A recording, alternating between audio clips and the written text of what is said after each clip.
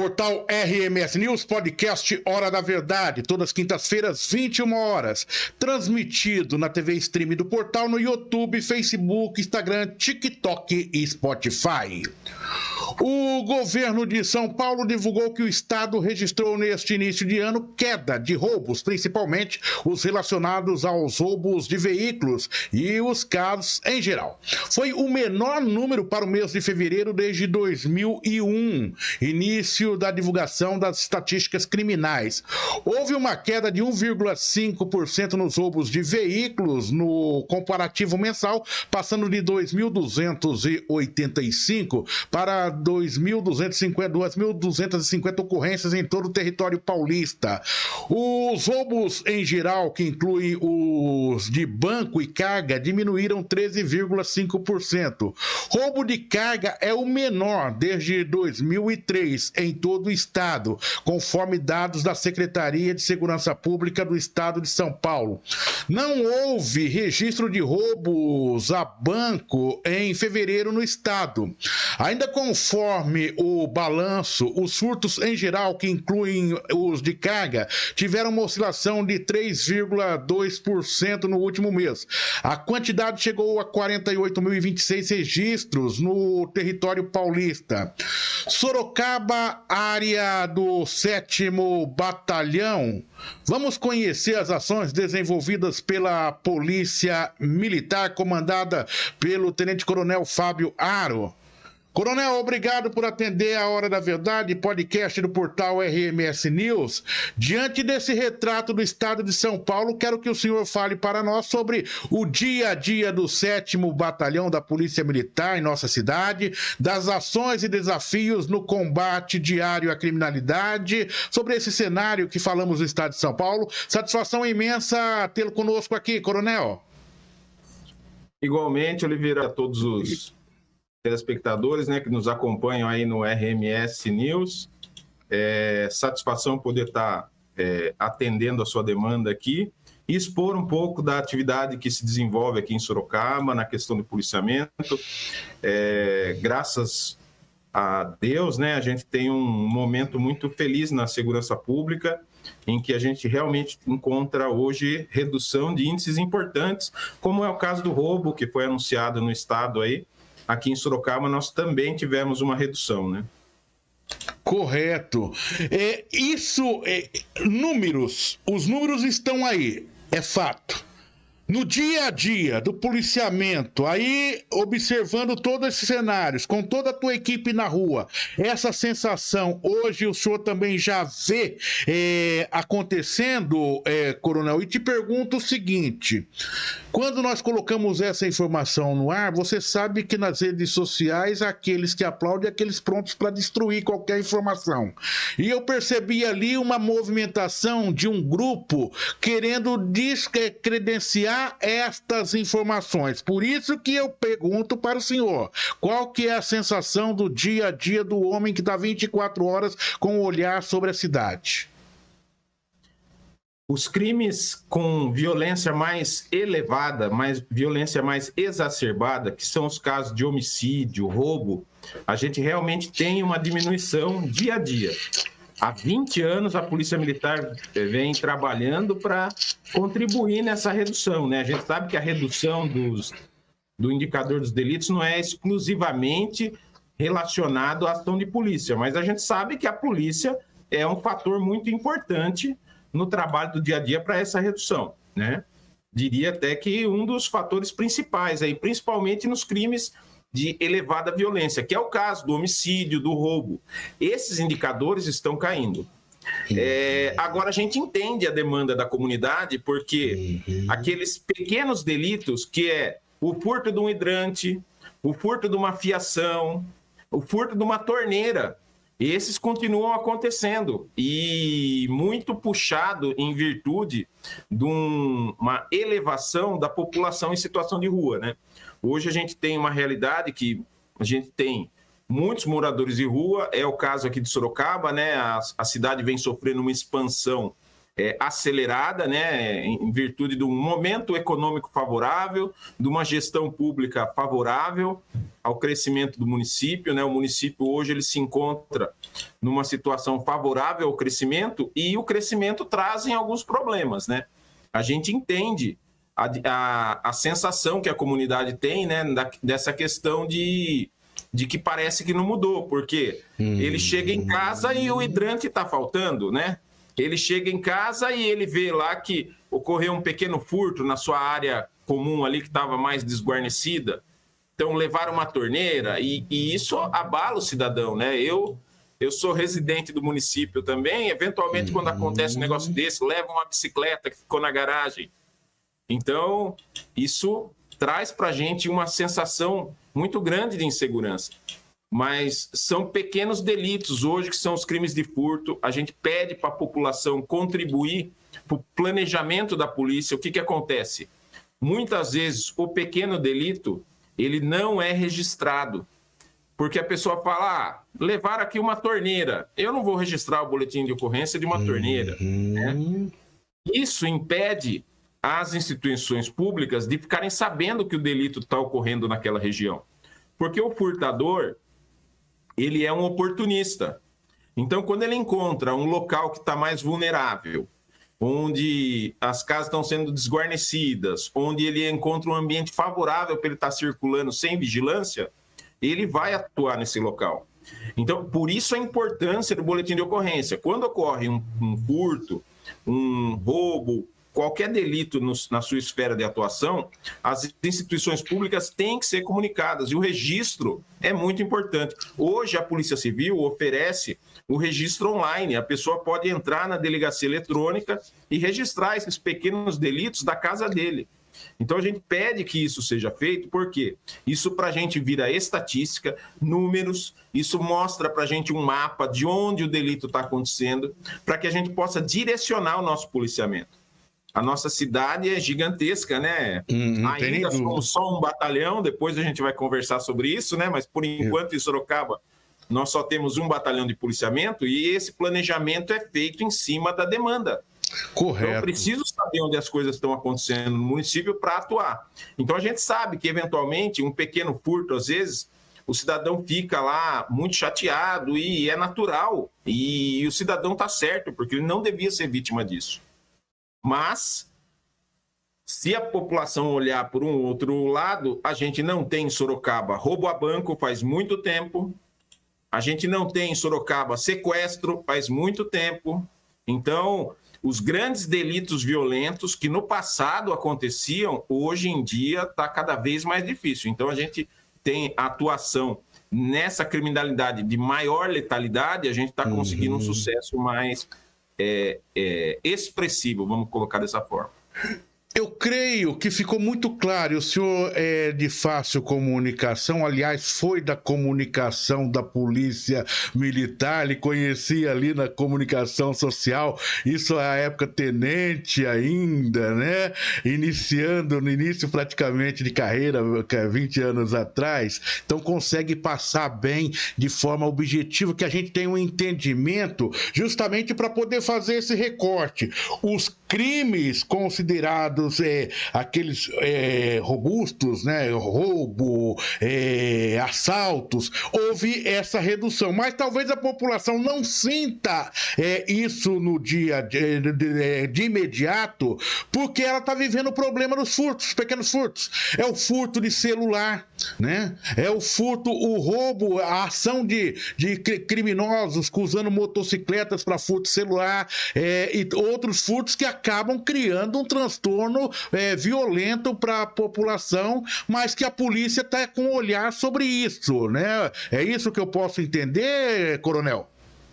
Exatamente. A gente atua de maneira firme e buscando minimizar cada vez mais os crimes mais violentos, né? Então é a questão do roubo, por exemplo. Eu vou dar só um exemplo da estatística de roubo no mês de fevereiro do ano passado.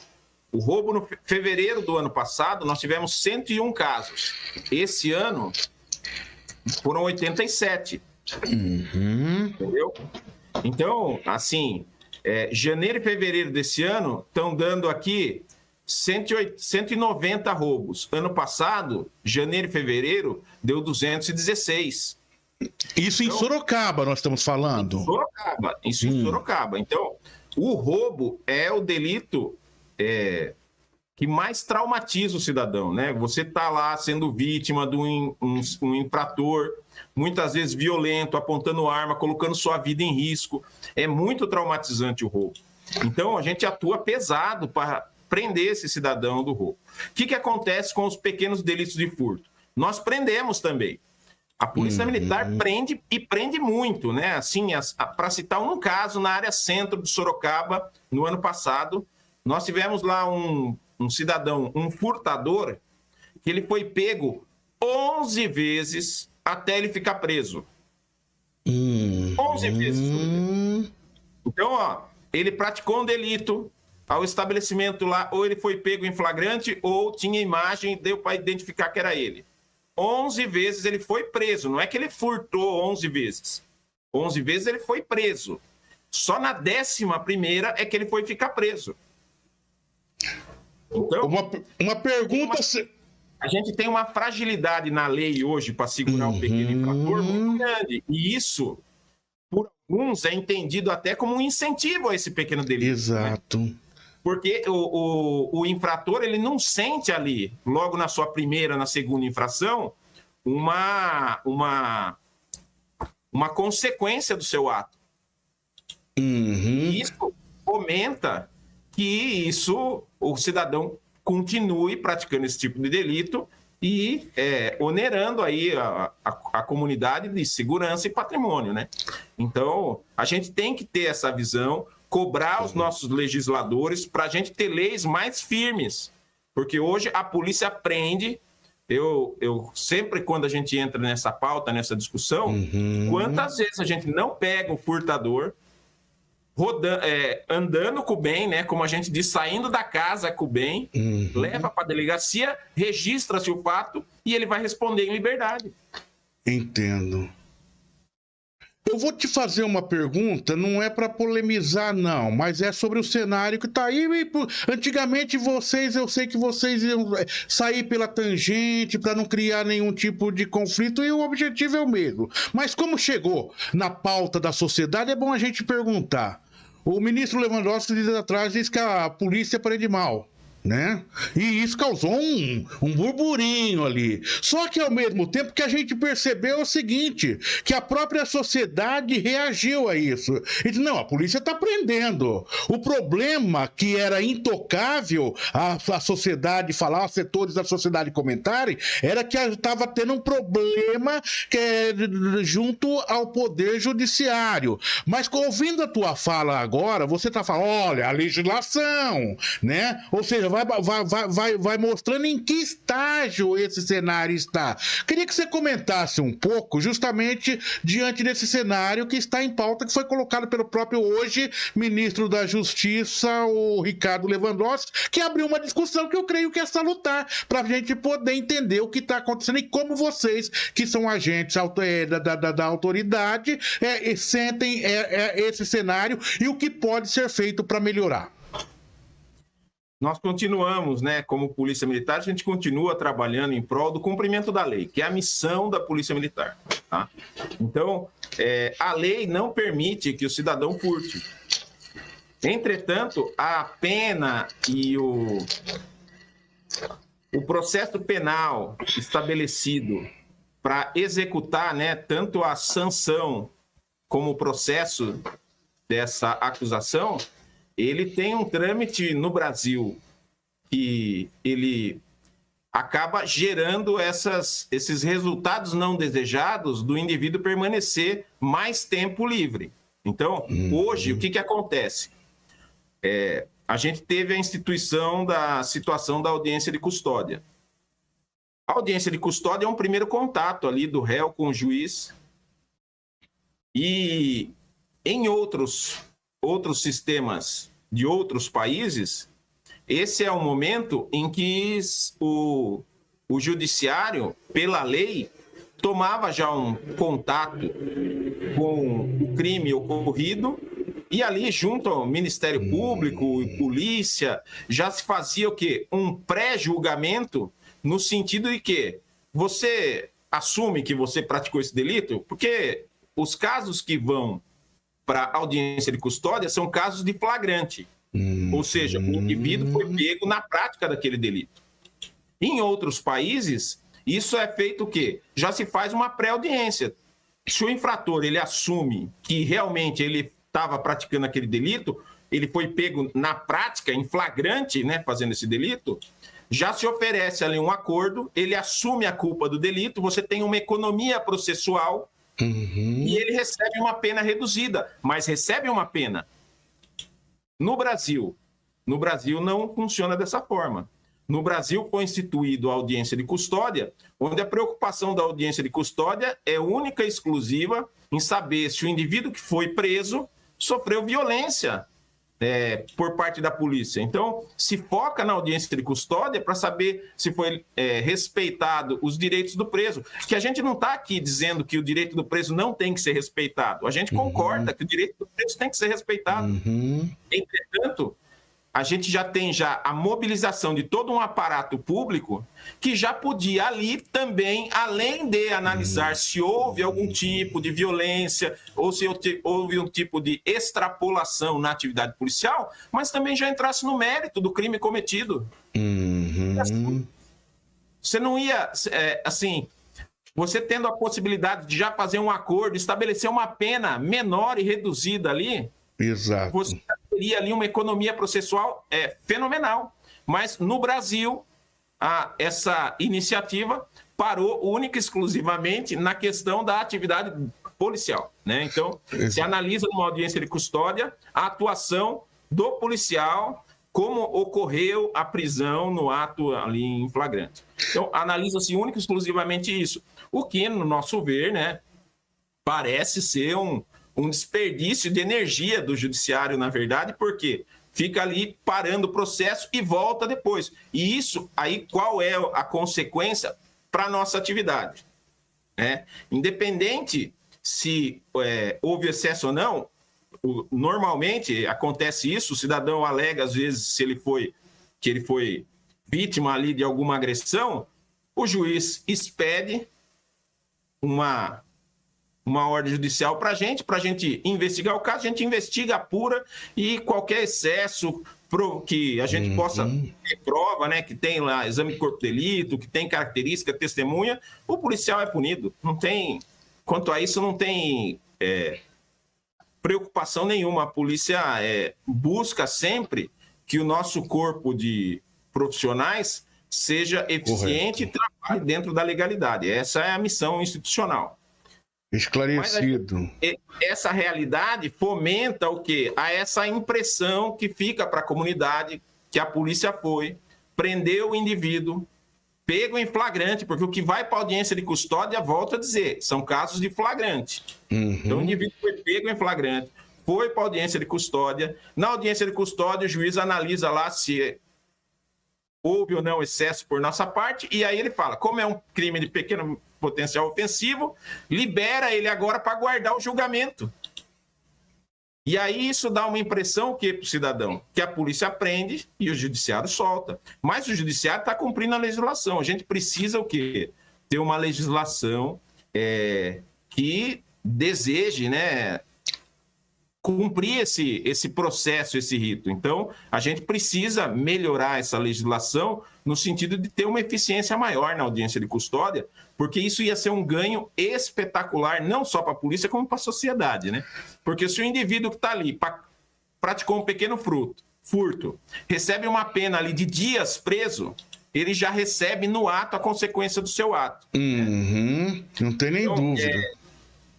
Eu sei que muitos, né, pensam de forma distinta, diferente e tal, mas é uma possibilidade que a gente tem de agilizar o processo, e a gente sabe que isso ia, de maneira rápida e eficiente, dar um retorno para a sociedade de maior eficiência do judiciário, da polícia, de todo o sistema, e o cidadão, tenho certeza que o cidadão que comete um delito, ele ia realmente ter oportunidade ali de refletir sobre as consequências do seu ato. Porque Volto a dizer o exemplo que a gente teve aqui na área centro de Sorocaba. O indivíduo que foi preso 11 vezes. Nem todas ele foi pego em flagrante nesse caso. Em vários desses casos, o comerciante tinha lá a imagem do infrator, né, por sistema de vídeo monitoramento, e ele residia na área centro, ali embaixo de uma ponte. Aí a viatura ia lá, pegava ele, a vítima reconhecia, levava para o DP apresentar. Se esse cidadão, na primeira vez, tomasse uma pena de 15 dias, na segunda, reincidiu, toma lá 2 meses, na terceira, 1 ano, o cara, você minimiza o dano. É essa que é a briga. Mas o nosso sistema o nosso aparato legal no Brasil hoje não permite que seja feito dessa forma. Correto. É por isso que a gente, né, a comunidade precisa mobilizar o nosso legislativo, para que o nosso legislativo entenda o clamor público por uma sociedade mais segura. Então, hoje, o que aflige a sociedade são os pequenos delitos que, no dia a dia, num primeiro momento, parece que ele não está sendo punido. Na prática, o que acontece, Oliveira? O processo, o infrator passa na audiência de custódia, sai na audiência de custódia, esse processo geralmente corre à revelia, porque ele não desaparece, né? O morador de rua, acha que vai comparecer ao fórum para comprar audiência. Então, o processo corre à revelia, ele acaba sendo condenado, e hoje a gente está com um índice muito alto de captura de procurado.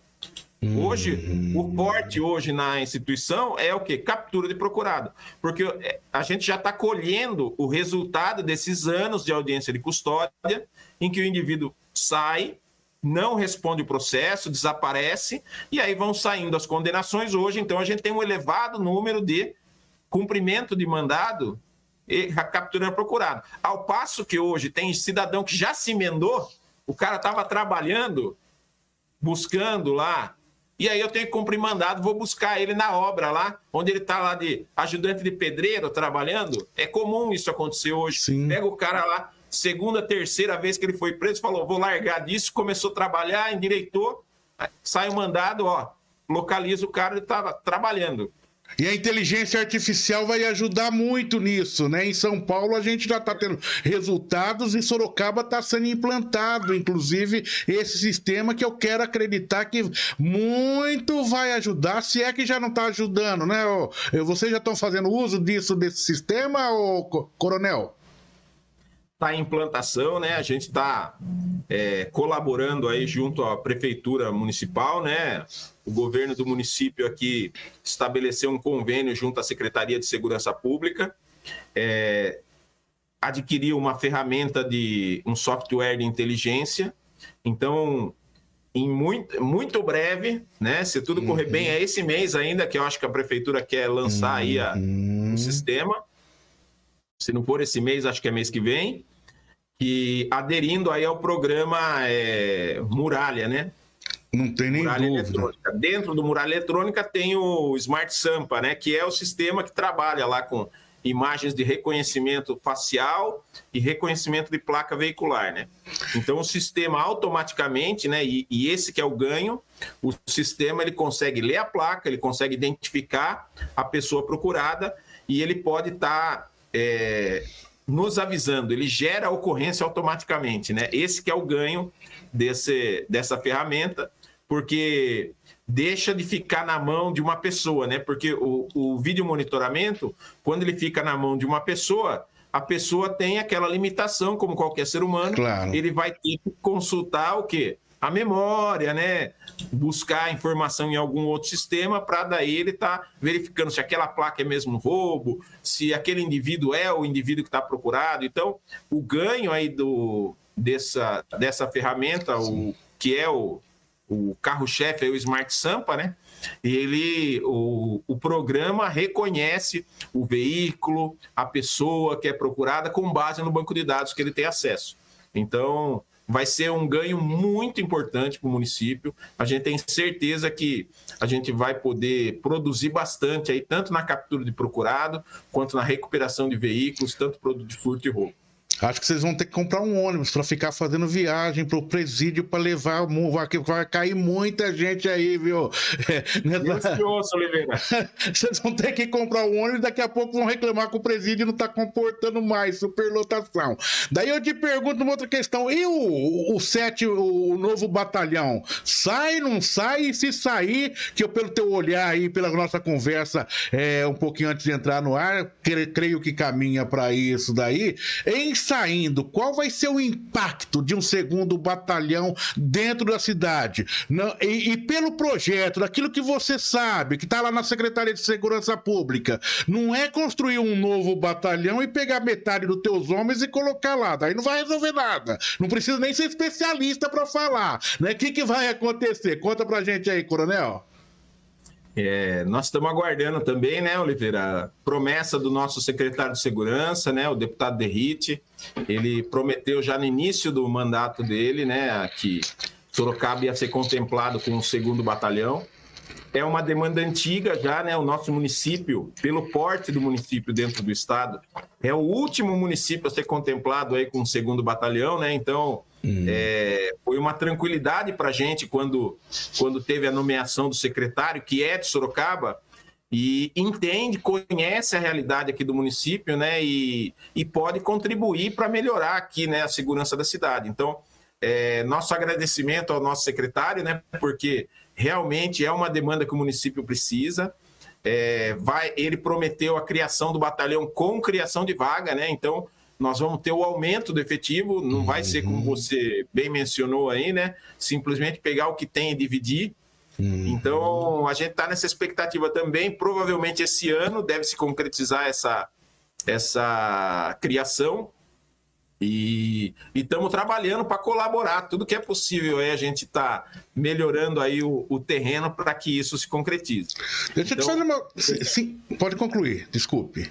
Não, e isso deve ser até o meio do ano, a gente deve estar aí, se não estiver finalizando, está em vias de finalizar, e esse ano então deve ser criado o batalhão. O batalhão vai ficar na zona norte do município, né? E vai atuar no que hoje a realidade do batalhão aqui, onde a gente tem a primeira e a segunda companhia, será a área do novo batalhão. E o 7º vai permanecer com a área da terceira, quarta e quinta companhia. A área territorial, né, que a gente fala. Não tem nem dúvida.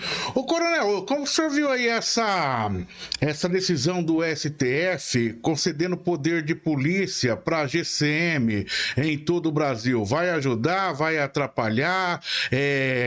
Qual é o análise? Tem horas que eu falo de forma bem solta, né? Para provocar, assim, aquela discussão boa que a gente conhece do bom relacionamento que tem vocês aqui com a GCM em Sorocaba, né? Então eu queria que você falasse um pouquinho pra gente.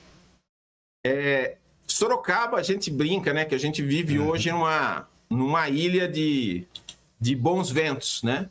A gente tem uma interação muito positiva com todas as polícias, né? Polícia Civil, Polícia Federal, Guarda Civil Municipal. Então, a gente tem, assim, um relacionamento hoje aqui, as pessoas se conhecem, são todos amigos. Isso. Então, para a gente é muito bom. Para nós, aqui em Sorocaba, não muda nada, porque isso não é uma discussão que nos pertence, né? A gente não entra nesse mérito, é o comando da instituição que está labutando nessa causa aí, em virtude na questão mais constitucional. Não é pro cidadão, a gente não afeta, na verdade, essa discussão para nós aqui no município, não nos afeta. É um posicionamento institucional em questão aí de competência do legislador originário, aí, o que ele estabeleceu, que ele entendia como um panorama ideal aí para a nação. E nós vamos cumprir o que tiver estabelecido em lei, Oliveira. Aqui, para a gente está na situação de executar aqui. A gente já tem a Guarda Civil Municipal como uma parceira nossa na segurança do município há muito tempo. Participamos aí em operações conjuntas há muito tempo e essa situação acaba, na verdade, afetando a realidade do trabalho da Guarda, que passa a ter atribuições a mais que ela pode estar desenvolvendo. Para a gente não interfere, não mexeu na competência da Polícia Militar e, do nosso lado, vamos continuar tendo a boa interação que a gente sempre teve aqui no município. Olha eu provocando você aí do outro lado, Coronel. E a história história das câmeras corporais aí? Como ela tem, Sorocaba tem o sistema? Como que vocês acompanham isso? Fala pra gente. Esse é um sistema bastante caro, né, Oliveira? A gente não tem ainda o sistema em Sorocaba.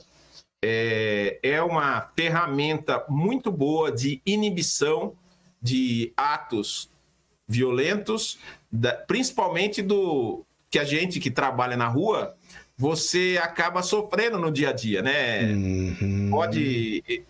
É normal, né, que a comunidade não conheça aí a realidade policial, né? Mas no dia a dia, a atividade policial é muito questionada pelo cidadão, pelo indivíduo que está lá sendo alvo aí de fiscalização. E quantas vezes a gente não ouve mais, o que você está fazendo aqui? Quem é você? Não vou fazer, né? Então você dá uma ordem legal para a pessoa cumprir ali, e não vai, e desacata o policial.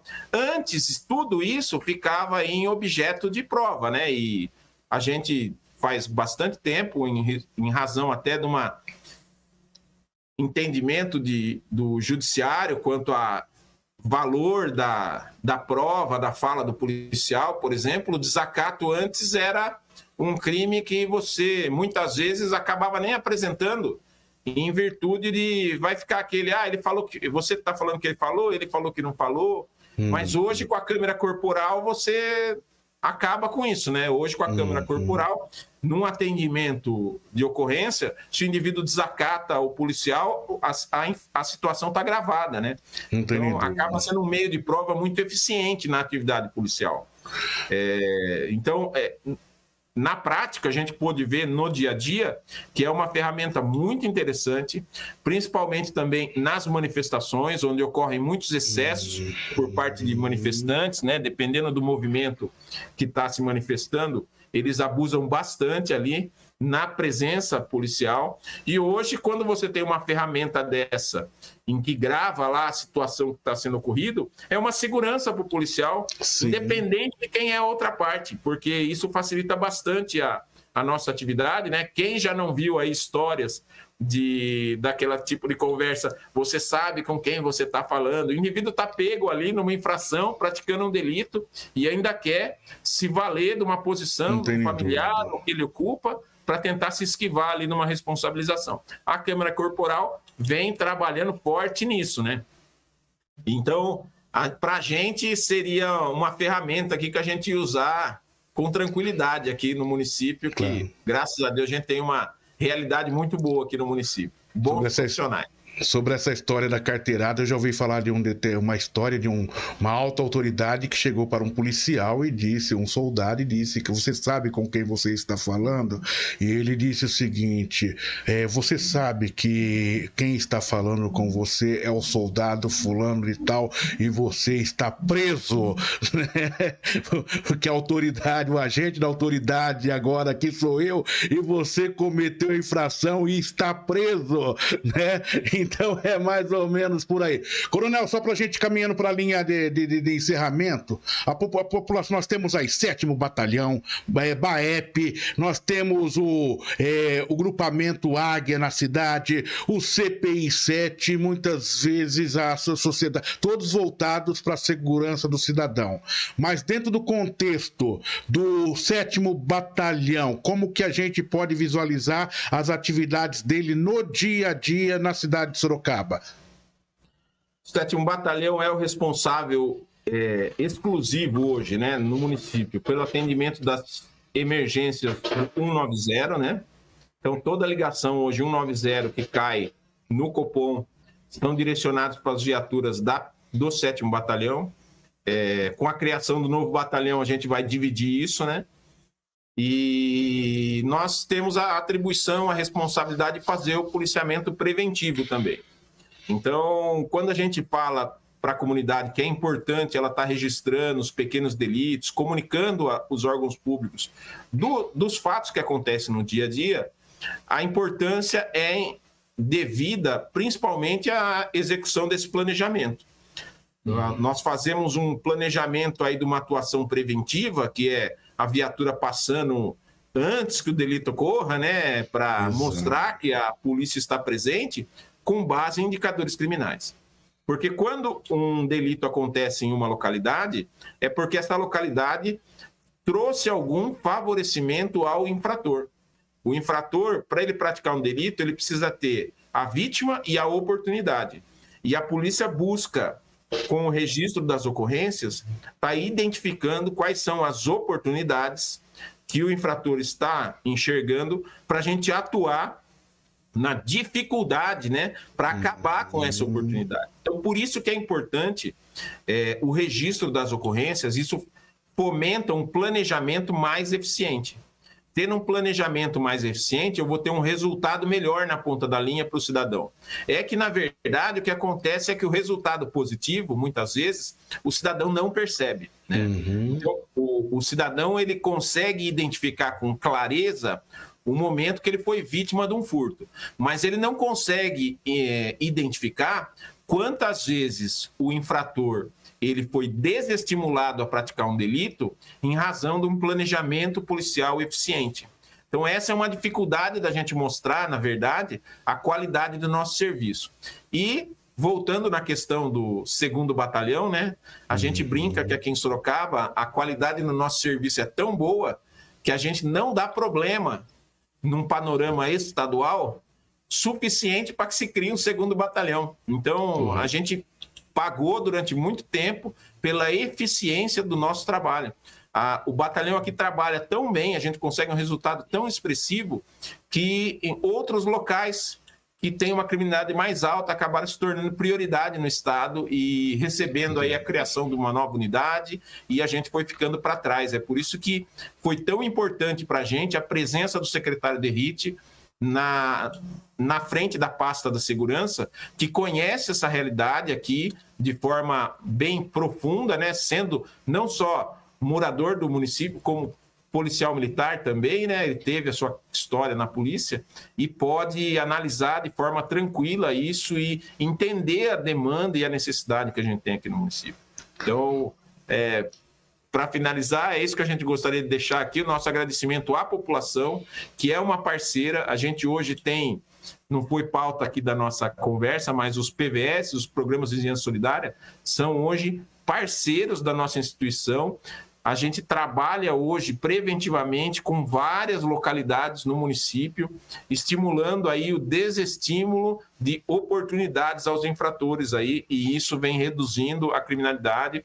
A comunidade também nos oferece informações de qualidade, de forma a gente estar prendendo infratores, localizando aí autores de crime, e isso diminui a realidade criminal no município, né? A gente vive um momento aí que a gente tem uma população crescente, né? E isso é favorável aí, né, à ocorrência de delitos. Então, claro, são realidades que a gente tem que dia a dia ir se adequando. Por isso que é tão importante a informação da comunidade, que é o primeiro interessado na questão de segurança, né? Então, nosso agradecimento à comunidade em Sorocaba. Nós temos muitos voluntários, líderes de CONSEG, PVS, muita gente hoje em parceria com as polícias. Então, isso favorece um ambiente melhor na segurança no município de Sorocaba. Então, agradecer isso e também agradecer o apoio do nosso governo público municipal aqui, que com todas as secretarias, né, não só a pasta da segurança,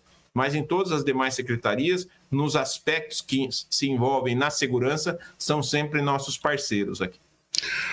Coronel Fábio Aro, comandante do 7º Batalhão da Polícia Militar. Foi um prazer tê-lo com a gente aqui. Obrigado por abrir a sua agenda preciosa, um espaço para conversar com o portal RMS News. Até a próxima, Coronel.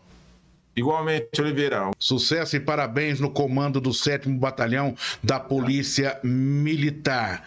A íntegra desta entrevista você vai encontrar no portal RMS News. É só terminar o Hora da Verdade aqui, e você acessar que você vai ouvir outras perguntas que não foram publicadas aqui, mas que estão com exclusividades dentro do portal RMS News na Hora da Verdade. Jornalismo para você conectado na internet. Conversamos com o comandante do 7º Batalhão da Polícia Militar, Coronel Fábio Aro, falando sobre as ações, iniciativas da Polícia Militar na cidade de Sorocaba, região, e analisando este cenário em que o governo de São Paulo divulgou que o estado registrou neste início de ano queda de roubos, principalmente os relacionados a roubos de veículos e de uma maneira geral. Foi o menor número para o mês de fevereiro desde 2001,